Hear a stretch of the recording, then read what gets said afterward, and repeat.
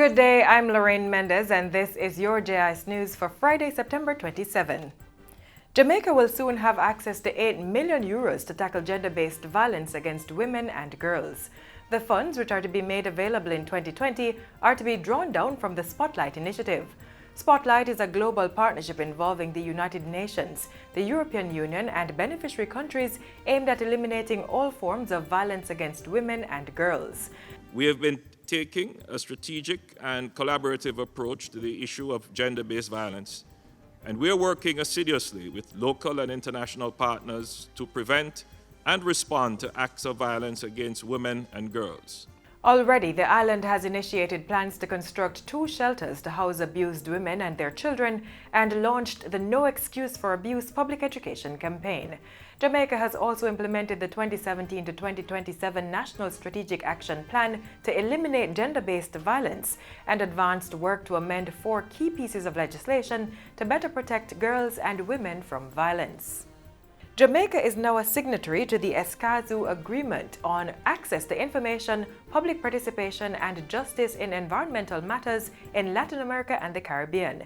This after Minister of Foreign Affairs and Foreign Trade Kamina Johnson-Smith, along with the United Nations Under Secretary General for Legal Affairs and United Nations Legal Counsel Miguel de Serpa Suarez, signed and ratified the agreement.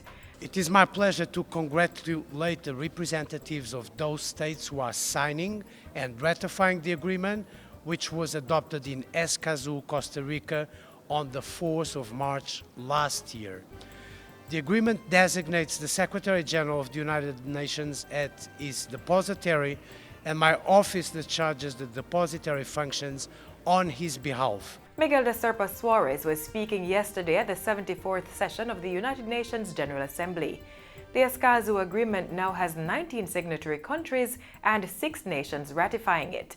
Bolivia, St. Kitts and Nevis, Uruguay and St. Vincent and the Grenadines also signed and ratified the agreement. The Ministry of Justice has signed a contract to begin expansion works at the Office of the Director of Public Prosecutions. The expansion will complete the transformation of Public Building West as part of the move to reform the island's justice infrastructure. YP Seaton and Associates will undertake the project, which is to begin shortly and is to be completed within 8 months. Minister of Justice Delroy Chuck says the expansion works will not impact service delivery at the office, as some staff members will be accommodated on the ground floor. I'm working to ensure that all of the facilities, all the courts across Jamaica, all the justice facilities must be brought up to first class. Initially 1 star, but ultimately I want 5 star. And as the DPP has indicated, the people of this country must get justice delivered in the best facilities. Minister Chuck was speaking yesterday at the official contract signing and the ministry's 2nd quarterly press briefing. The Health Ministry has signed framework agreements with 10 radiology providers at a cost of $200 million.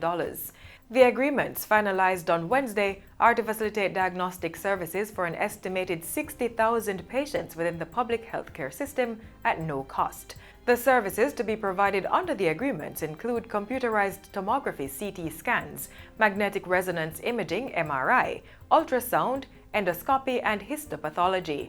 A second component of the agreements involves the procurement of a range of diagnostic equipment to retool the public health system.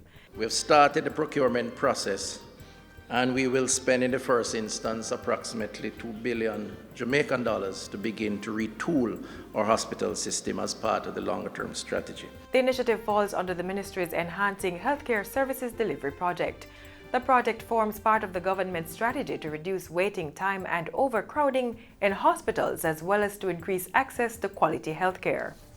And finally, persons affected by water restrictions should see an improved service in the trucking of the supply.